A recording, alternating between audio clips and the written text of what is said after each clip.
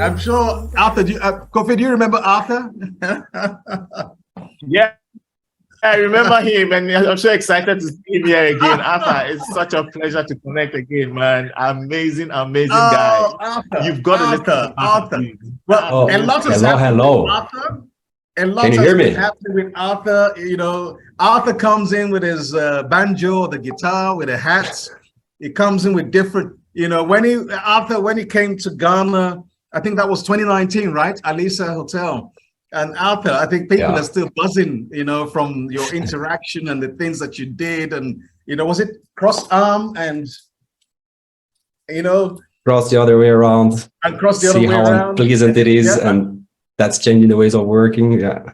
And Arthur, you've got a family now. You got like, you know, like things have changed and it's amazing. So much has happened and so many blessings in your life. And Arthur's based in Belgium. And currently, originally from Brazil, Arthur's been a people's person, a leader. He came to Ghana and he was speaking, you know, Akan, you know, Etise, and he was going around. And of course, you know, being Brazilian, he definitely has an African blood there somewhere. 100%. I still remember I have to remember again a bit of the introduction I did, but it was Machu, Miata, and I'm going to remember something. Maybe by the end of the call, I'm going to remember a bit more of the tree. So absolutely, it's somewhere in the back of my mind. Welcome on board. Welcome on board. Great to see you. And without further ado, I'm going to hand over to you. Arthur is a global consultant, coach, a people's person, a leader in his own space. I love the African shirt, the top you're wearing, Arthur. Oh, look at that. Look at that. Oh, that, wow. Straight from Ghana. Oh, beautiful. Always keep it with me. Arthur. It's always a success here in Belgium. Thank you. Sir. Thank you so much, Now. Thanks for having me again. It's always a pleasure for me. It's like I wait for the next year to say like, okay, it is Scrum Day London. Is it Agile in Africa? I wish I can share a little bit more. And I always try to have a new talk, fresh. So never repeating, always a new one. And that's what I have today. So Kofi, thank you so much for the inspiring talk, man. Really, really cool. Yeah, I think that's it. I'm eager to start and present to you for the first time this talk that is out of the oven. Is smelling like a nice baked cake. So let's do it. Can you see my screen? Can you see my screen? Yeah, we can. All right, awesome. So just to set up a little bit, like the talk is about vicious circle, right? It's 10 vicious circles at work. Now, to make sure that we are on the same page, let me make sure that you can see what is, and we are aligned also on what is this vicious circle. I just need to see you because I kind of lost you when I share my screen and I want to see some faces or at least someone. So just 1 second. I always love this feedback and then people can from head and they can laugh or they can be like, this guy's crazy. But I always like to see some faces. I don't know how I'm gonna do it, but okay. If I don't manage to, I'm gonna cry inside and go forward anyway. All right. Now, 10 vicious circles. A vicious circle or cycle is a complex chain of events that reinforces itself through a feedback loop with detrimental results. That's from Wikipedia. Maybe detrimental, maybe English is not your first language like mine. You're going to see plenty of mistakes on my English, but just to align here, detrimental is tending to cause harm, right? So it's a vicious circle. It's not a very happy circle. If you don't like much Wikipedia, I'm going to give you a little bit fancier one from Oxford. A sequence of reciprocal cause and effect in which two or more elements intensified and aggravate each other, leading inexorably to a worsening of the situation. Oh my God. Now, I detected some of them because I'm working as an Agile coach and Scrum Master for the last 10 years. I worked in the pharmaceutical, wholesale, brewery, banking, insurance, and software house, gaming, and I worked in IT, HR, procurement, portfolio, payroll. Yes, I work as an Agile coach in the payroll. That's a whole new talk. But I've been around also in marketing, in sales, and I managed to connect these dots and see these vicious circles happening in different companies and different departments the same way or very similar. Now let's take a look at the first one just to warm up. It's an easy one, huh? I'm gonna just warm up a little bit. Abbreviations and acronyms. Can you see my screen just to confirm so I don't go to the end of the talk and you see nothing? Can you see some ribbon, green ribbon? Yes, we can. Yes. Lovely. Now, abbreviations and acronyms. Many unknown abbreviations and acronyms appear during a meeting or meetings. You know what? I'm not going to ask it because I just want the meeting to flow. So I'm not going to ask what RPCs, epsilon, CW, FY, 1, 2, 3, 4, 5 means, or I just don't want to look dumb. So I'm going to let it go. But as I didn't do that, more abbreviation and acronym will appear. And the more it appears, the harder it gets for me to ask, because I mean, now it's too much. Now I'm here for years. I'm going to look very dumb. If I ask what the RPCs 2, 2, 3, 1, 2, 3, 4, 5 means, after 1 year here, they're going to look at me and say, are you silly or what? So I'm not going to ask. And many unknown abbreviations and acronyms will keep on appearing. That is an easy one. Are we on the same page here? Have you seen it happening? Not a big deal, right? Bunch of abbreviation, bunch of acronyms happening everywhere. They are there. We don't ask. They keep on appearing. Now, if you even worse to ask, and it's a self-reinforcing loop. Make sense? Now, Absolutely. if it doesn't make sense, please let me know. I'm going to put my chat here. I see a yes. I love that. The more interaction, the better. Yes, yes, yes. And I want to see no, and I want to see yes, and I want to see what the heck is that. The more interaction, the better. I have now my chat there. Lovely to see you, everyone. I mean, I can't see you, but I can interact with you. That's lovely. Now, this is a vicious circles. I think this is too happy slide. Let me turn on the vicious circle mode. Boom. All right. That's more like it. It's still the same content, a little bit heavier, and it's on purpose. For a dramatic purpose, it's a vicious circle. So now we are going to point it a little bit harder like that. It's going to be heavy. It's a vicious circle, but it's easy to point, right? It's easy to say, hey, that's what I detected. It's a problem. Now deal with it. I like to give some tips and experiences that I already tried for whatever problem I'm pointing, right? I think if you just mention a problem and go away, I don't know. I like to give some options, and they might work for you because they work for me. Maybe they are going to work in your context, maybe just some of them, maybe they won't. But anyway, I'm going to give these tips with a nice landscape to clean a little bit the heavy charge of the slide, right? So we're going to go this way. That's a game that we're going to play today. It's a heavy vicious circle slide, and then you go for some nice landscape while sharing some tips. For abbreviation and acronyms, consider, what does it mean? I mean, if we are change agents, why not just asking, even if you know it? So you break the cycle, right? The goal is that we start breaking this vicious circle somehow. They have to stop. So just, all right, what does it mean? Artur, you know, yeah, but just, I have a problem. Maybe I didn't drink my coffee yet. Can you just repeat that, please? That is a simple one. Not using it yourself, or if you're going to introduce in one email, in one document, in one conversation, in one presentation, you first put it, the abbreviation, and between parentheses, you just make it, just explain it, right? You just put between parentheses what it means, and then you can keep on using afterwards. So not using it yourself, and create a glossary. It's one of the things that I do when I join a new company, because they're there for years and they're just going on this bunch of like crazy abbreviations. So I start creating a glossary, and I have many feedbacks already of people like, oh, so that's what it means. I thought it was meat, cheese, and burgers. So it's not that? Okay. So very simple. That's how we're going to go for this conversation. Vicious circle, tough slide, and you're going to go for some nice landscape with some tips. And that is just a warm up. Are you ready to go? Hold on to your Jeep, hold on to your motorcycle, hold on to your airplane, whatever you want to feel like. Just hold on, fasten your seatbelts, that you're going to go crazy, okay? Yes, let's do that. The second vicious circle, team member superhero. The team member superhero solves a problem by him or herself. The team doesn't participate on it, so they don't learn how to solve it. Because they didn't know how to solve it, something else happens again, similar or the same problem. Who are they going to look to?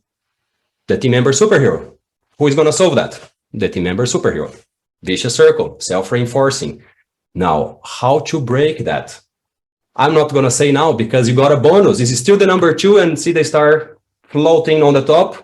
You're going to get 1 extra for the same price. You're paying for the same, you're going to get more. This is still the second point, the second vicious circle, but it's a variation of the team member superhero. And that is the boss superhero. The boss superhero is like, it's faster to do it myself. The team doesn't learn how to do it. The same problem or similar problem happens again, and who's going to do that? I mean, I did that last time, so it's just easier, and I'm going to solve that thing. Again, self-reinforcing loop. And I still have one more bonus for you, one variation. Jing, jing, jing, jing, jing. Here comes. You are getting 3 for the price of 1. Is the Scrum Master superhero. The Scrum Master superhero is still the same thinking. The Scrum Master superhero solves an impediment by him or herself. The team doesn't learn how to do it. The same thing happens again. And everyone looks at who? Dun, dun, dun, dun, dun, dun, dun. Scrum Master superhero.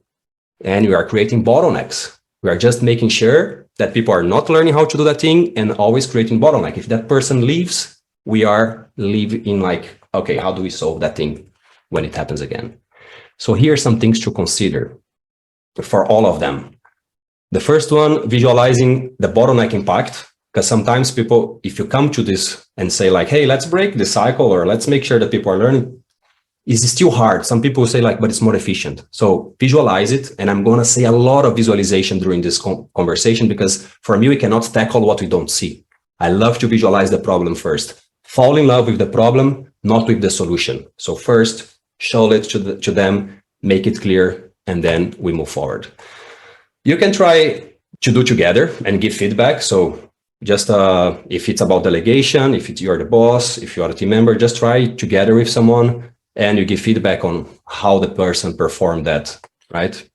Try delegation board. That's from Management 3.0. It's all about delegation, how much the team can do, how much the boss can do, or just delegate, or just inquire, or just like do himself or herself. So that is just a visual board from Jurgen Appelo in the Management 3.0.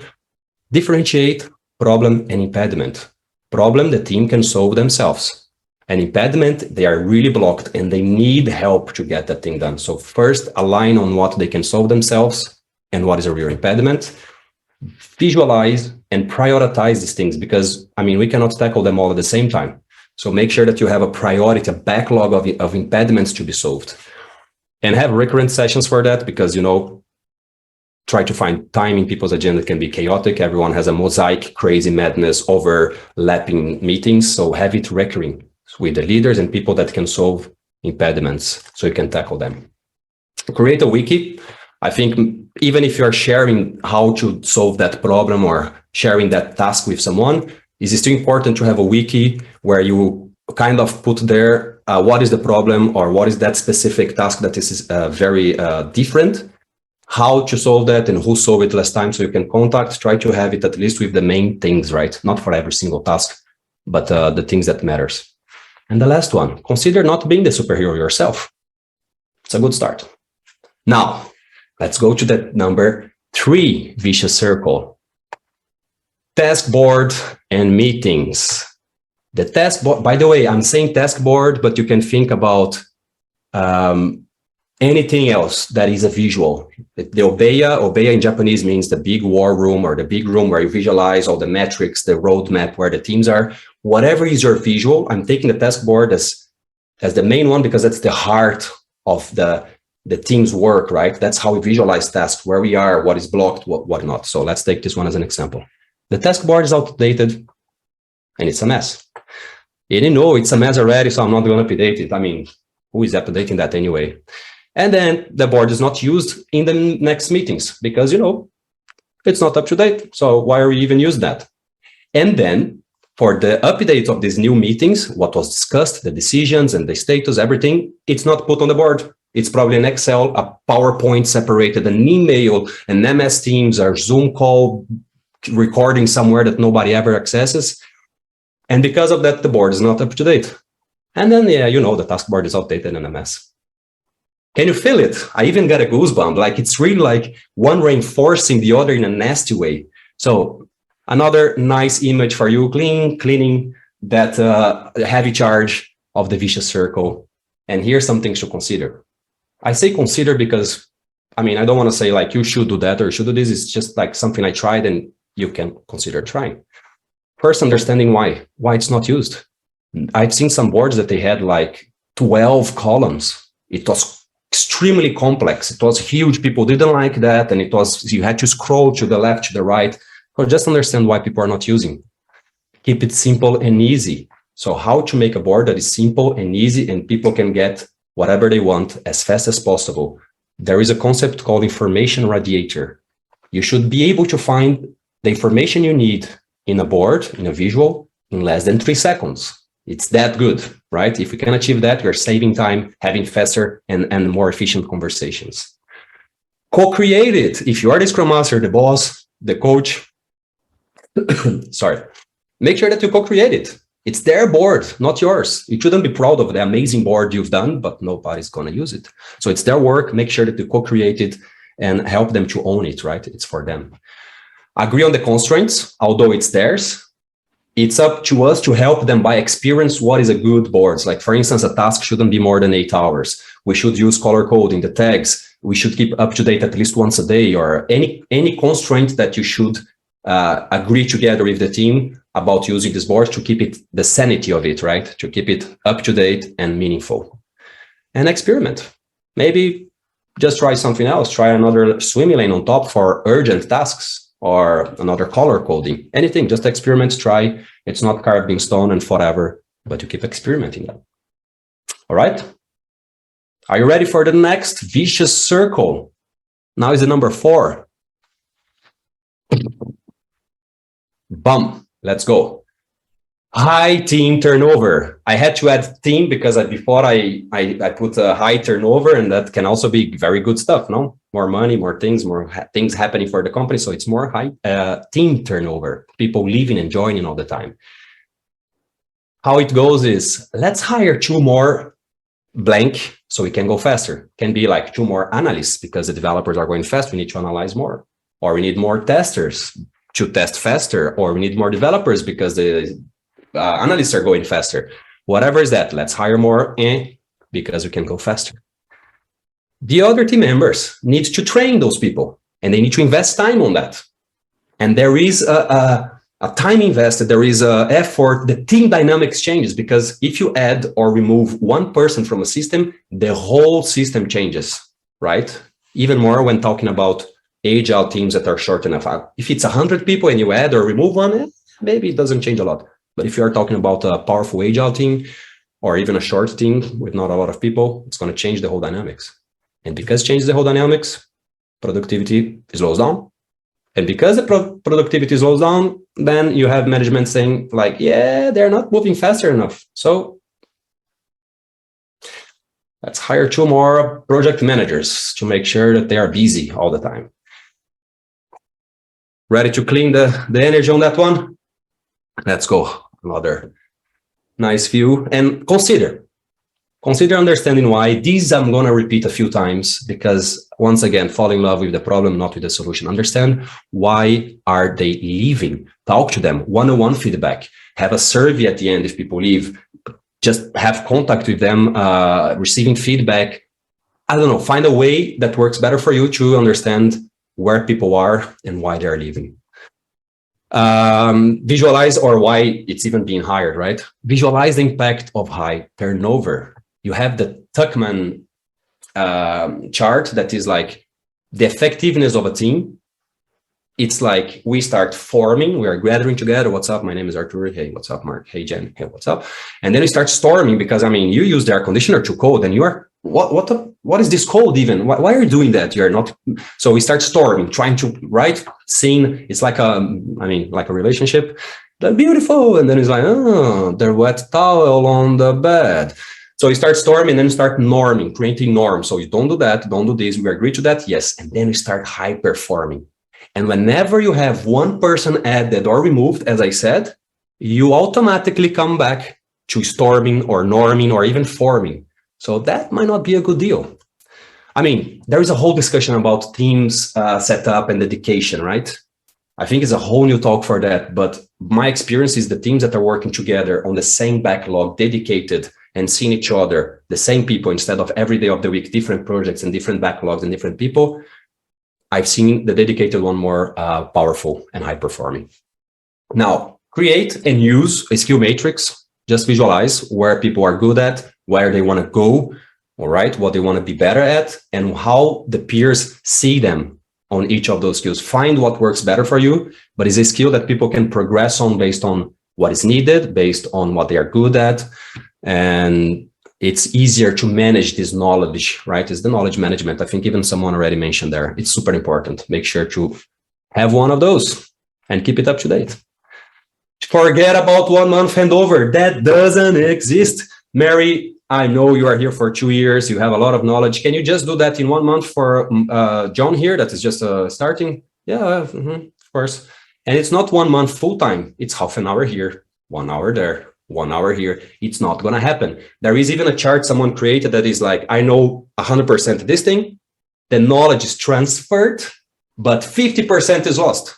And then that person has to give to someone else, and then 50% is lost again for many reasons, for timing, for the way you communicate, for other things coming on top, and the person cannot anymore learn that thing or transfer that. So forget about this 1 month handover. Start working on the T-shaped skills, multidisciplinary people that can help the team with more than just one skill, right? It should be a long-term goal. It shouldn't be like, oh, okay, the hits the fan, now we need to do a handover.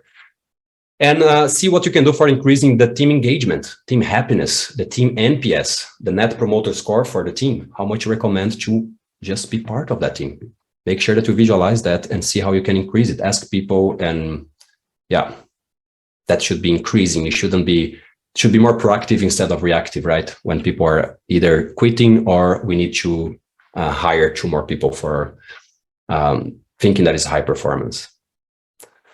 No. The 5th vicious circle, and we move on. The technical depth. Now a little bit more technical. If you're not from IT, I'm sorry, but I think there is even some similarities there. I'm going to make some connection. Technical depth is created, right? Some bugs here, or the code is not very clean. It's doing its job, but it's very messy.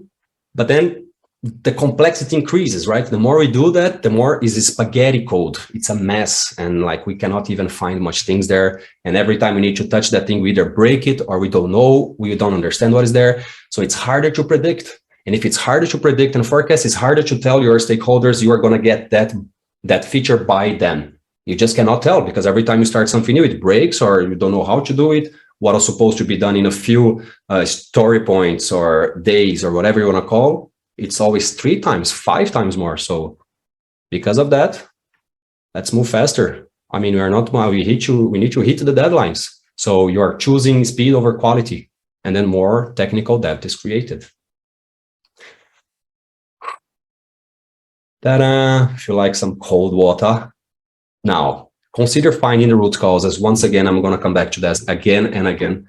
Just make sure that you understand the problem before trying to put band-aids or finding a solution for that. Visualize what is the impact of technical debt, things that you're not correcting and it's becoming ugly under the carpet. You have plenty of visuals in the internet. Just make sure you find one that speaks to you, speaks to the management. For instance, the first one, that's the optimal cost for change. Whenever you need to update something on your website or an application, it's okay, should be a little increasingly more expensive, but not crazy more expensive because of the technical debt, and predictability goes down.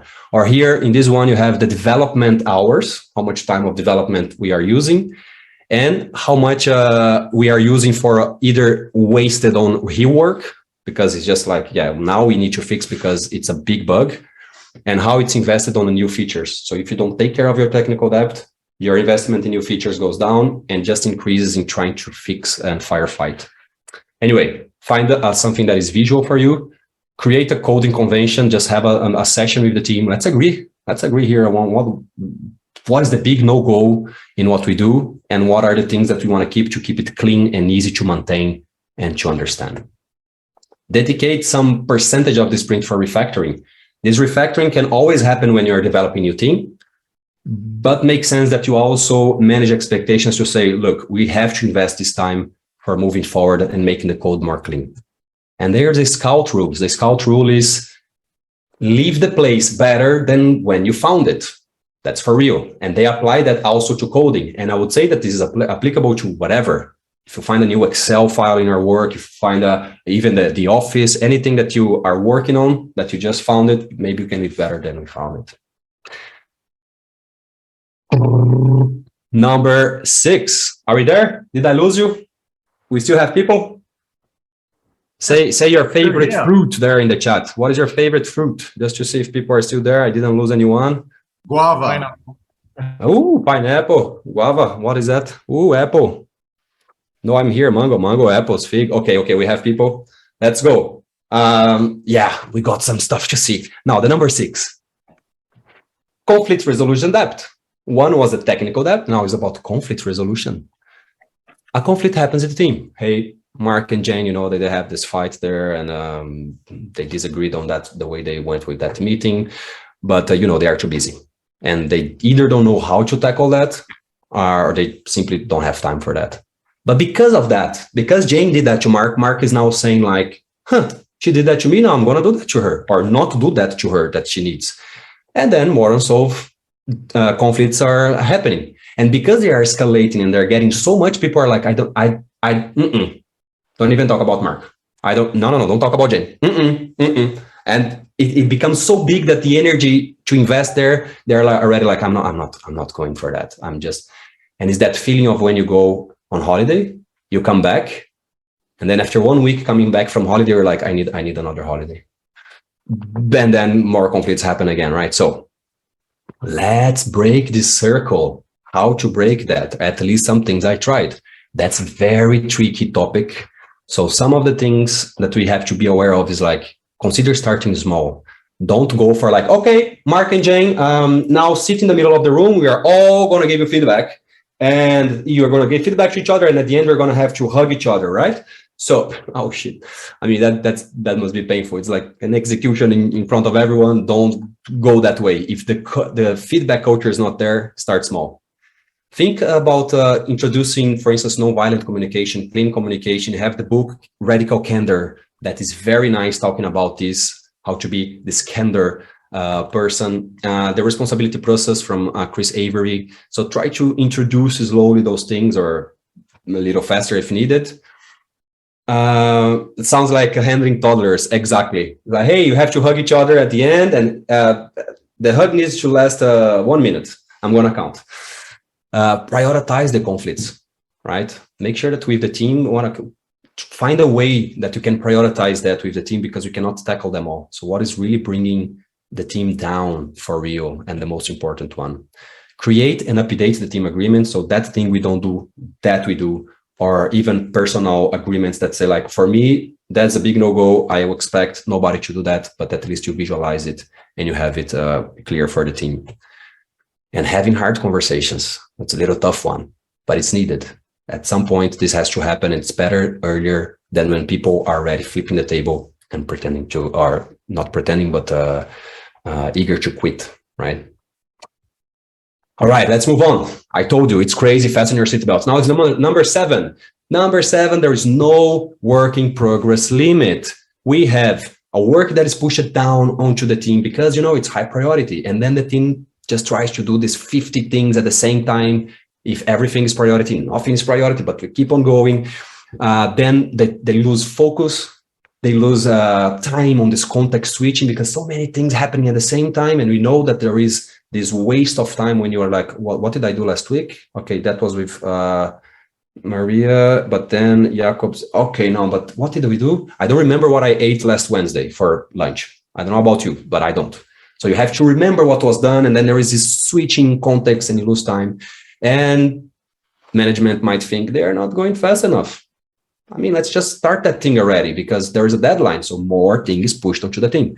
There is a metaphor here. The team's velocity is like a printer machine. You don't put more paper in the printer to print the faster. The maximum you can do is going to have some folded paper and ink going out and low quality paper. So we don't want to decrease the quality. We want to keep the focus and find the sweet spot of how much we can have in progress at the same time. How to do that? Beach, oh yes, a little bit nicer. I'm missing some good time like this. Root cause analysis, surprise, that's me again talking about root cause analysis. Visualize the impact of the high work in progress. You can have, for instance, this. That's a task, we finish task A. That's a task B, we finish it. That's a task C, we finish it. The value is delivered continuously, faster and earlier. Now, when you have the context switching, it's a bit of A, a bit of B, a bit of C, and you can call task, you can call project, you can call user story. There's a lot of waste in this context switching, right? So try to visualize it to make sure, again, people understand the impact of that, and that the A task or project is going to be finished just at the end there, way later. So have alignment with PO, leadership, and stakeholders. Why are we receiving that? What is our process to accept things in the backlog? Is it just who shouts louder?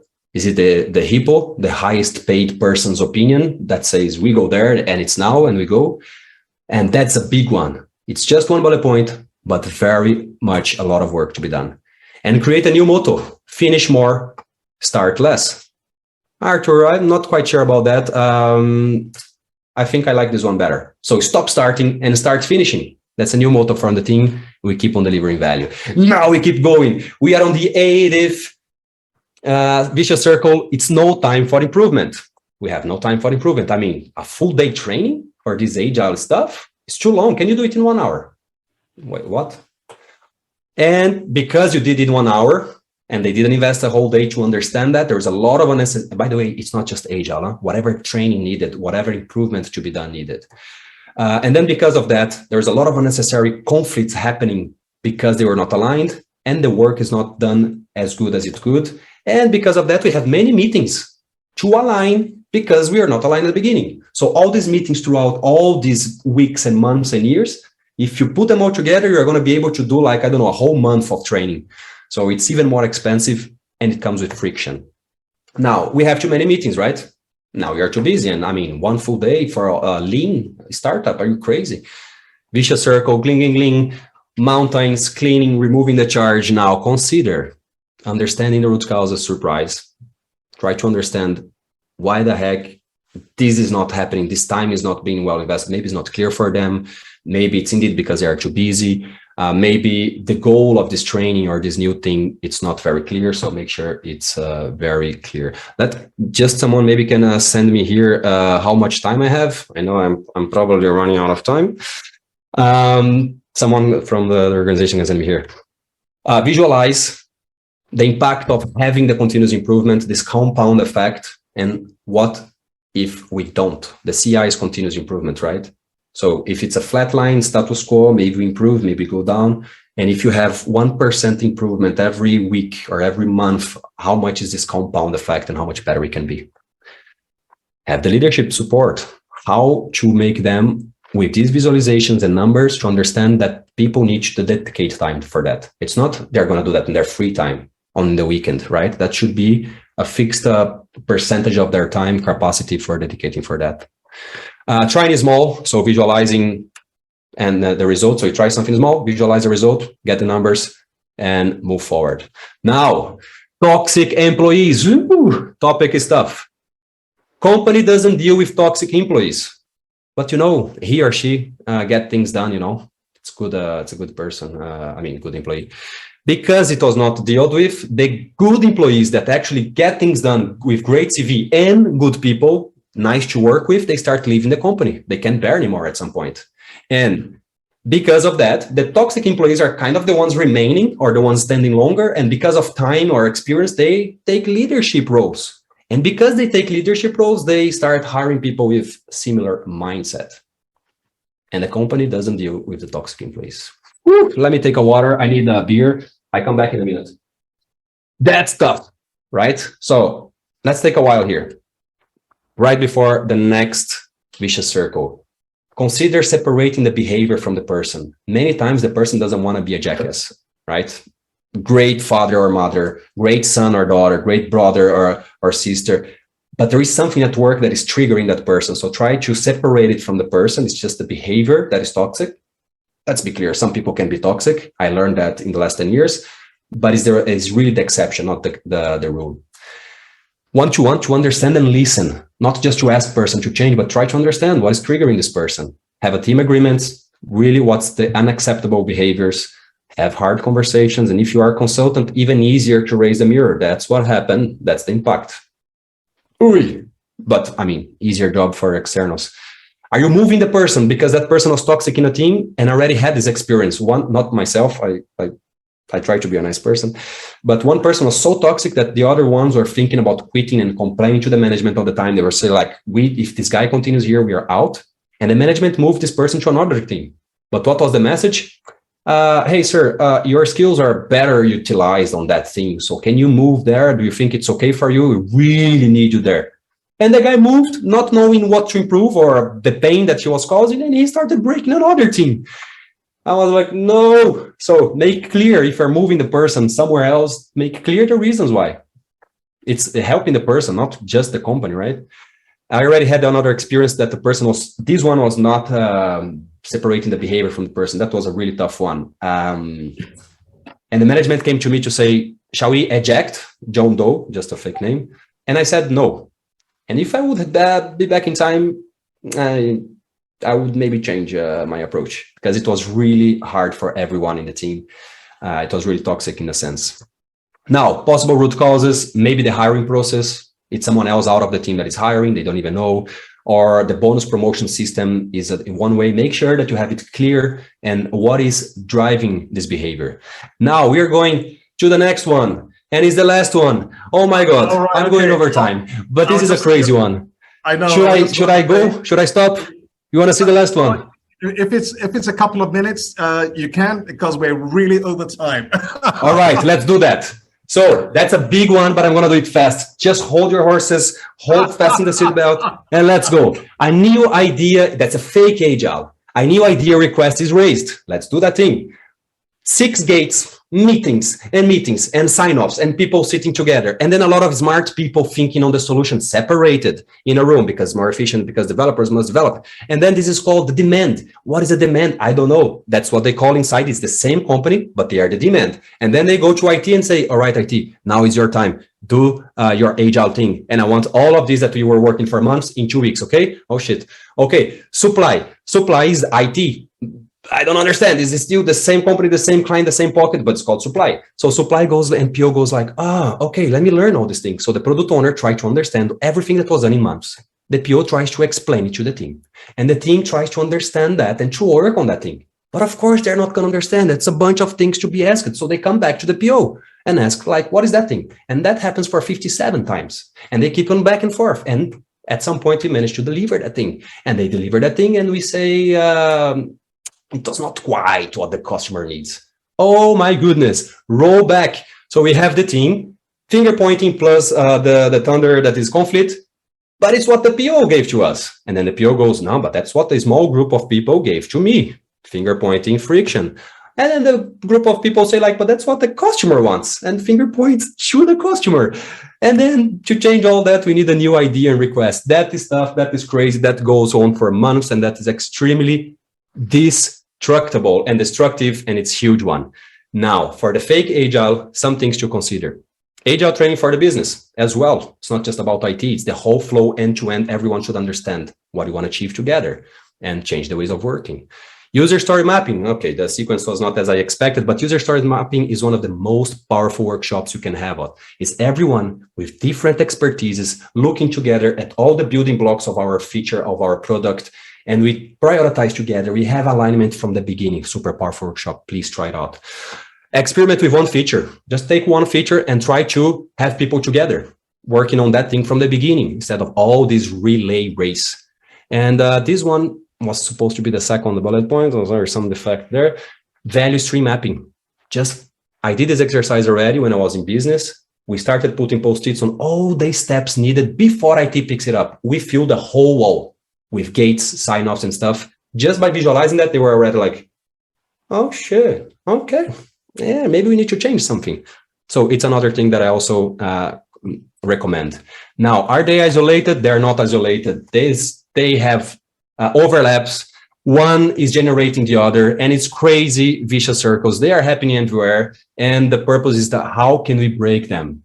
And there are many other vicious circles. So I just expect that in this conversation, we at least manage to see some of them, to maybe get something to break them and move forward, breaking these vicious circles and letting them go, starting good circles that are self-reinforcing and becoming a better and healthier organization.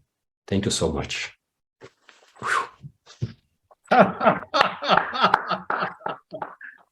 So sorry for the extra time. Oh, Arthur, look at that. Well, the chat is buzzing, and the speakers platform is also buzzing as well. And people are saying they can listen to you all day. Nice. So this is absolutely fantastic. And I'm sure you're going to have some questions. Great presentation. They talk about fake agile, toxic people. Oh my goodness.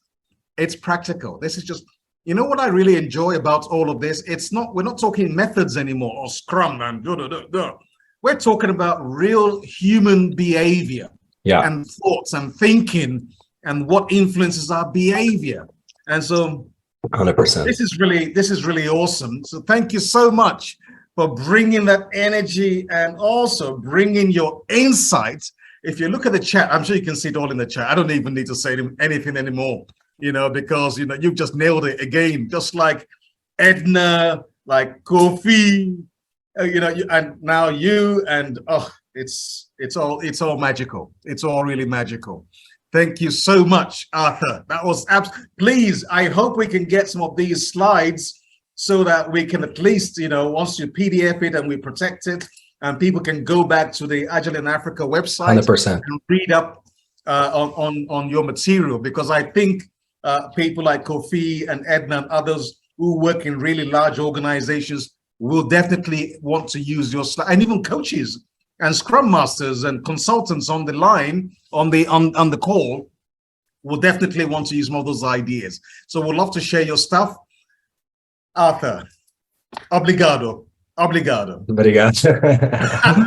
Obrigado. Thank you so much. Thank you for having me. Thanks for the opportunity. Amazing. Please stay with us as long as you can. Hippo. I think you've really knocked some people with Hippo.